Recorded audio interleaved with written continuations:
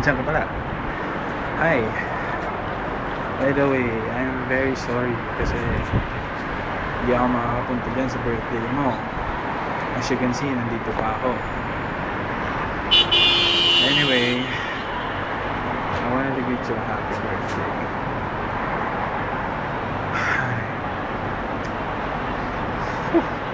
Sorry. Emotional. You know, time really flies.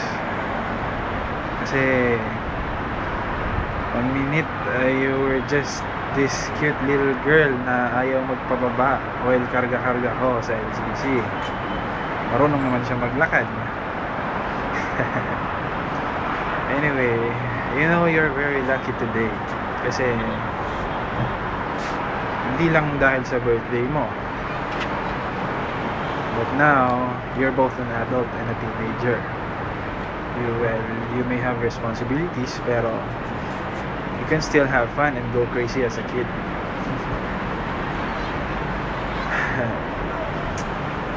Well, that being said,